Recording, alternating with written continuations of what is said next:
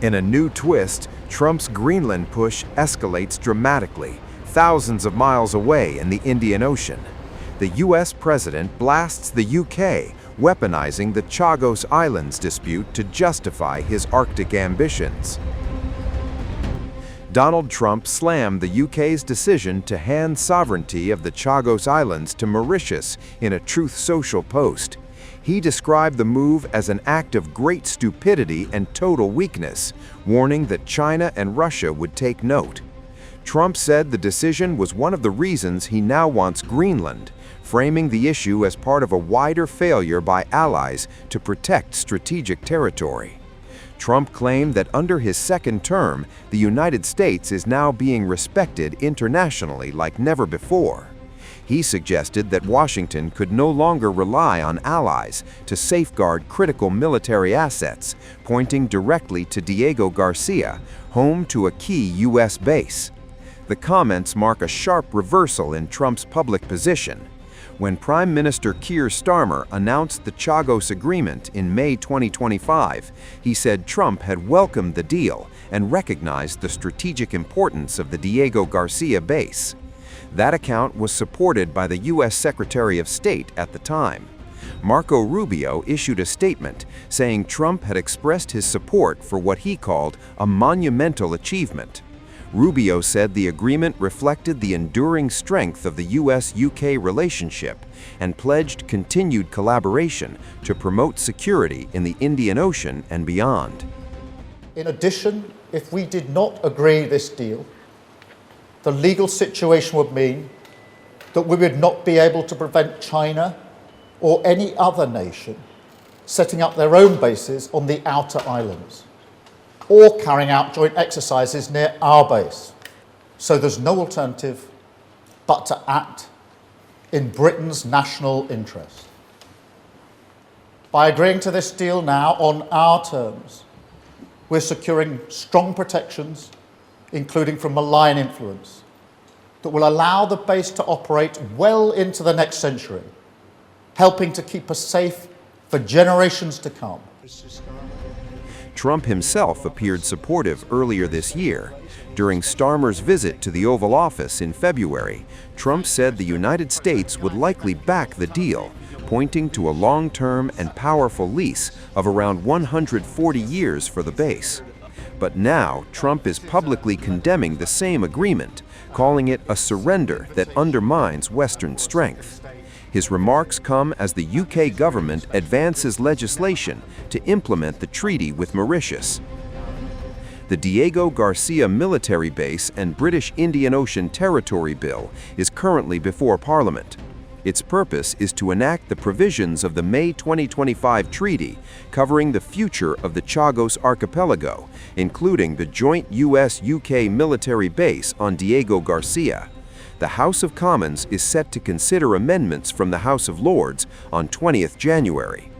Under the deal, the UK agrees to hand over sovereignty of the Chagos Islands to Mauritius while retaining control of the military base through a leaseback arrangement. Prime Minister Sir Keir Starmer has said the 99-year lease will cost the UK £101 million a year. The islands were separated from Mauritius in 1965, when Mauritius was still a British colony. Britain bought the territory for £3 million, but Mauritius has long argued it was illegally forced to give the islands away as part of its independence settlement. The establishment of the Diego Garcia base displaced thousands of Chagosians from their homes. Many were resettled in Mauritius and the Seychelles, while others eventually moved to the UK, largely settling in Crawley in West Sussex.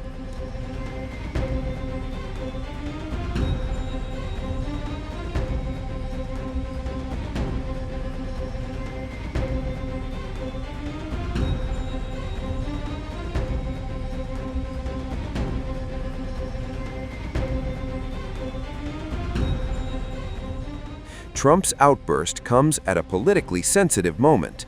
It followed closely after Keir Starmer publicly highlighted his close relationship with the U.S. president during a speech at Downing Street, delivered against the backdrop of the Greenland dispute. Reaction across the UK political landscape has been mixed. Speaking on BBC Breakfast, Darren Jones, the Chief Secretary to the Treasury, defended the Chagos deal, saying it delivered important security guarantees for the island and surrounding seas. He said Britain should not feel embarrassed or humiliated by the agreement, despite rising geopolitical volatility. Jones acknowledged the increasingly unstable global environment, but warned against being cowed by pressure or rhetoric. He insisted the deal was the right way to secure the island's future. From the opposition benches, criticism has been sharper. Shadow Defense Secretary James Cartledge said the deal should not require Trump's intervention to prompt a rethink.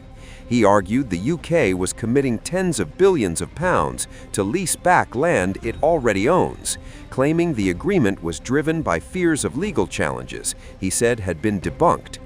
Reform UK leader Nigel Farage welcomed Trump's comments, saying he was thankful the US president had vetoed what he called the surrender of the Chagos Islands.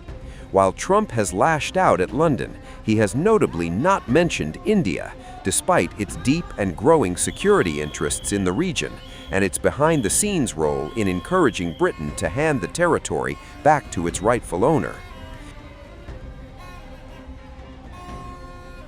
The UK and Mauritius formally signed a treaty last May, ending decades of dispute and recognizing Mauritius as the sovereign owner of the entire Chagos archipelago.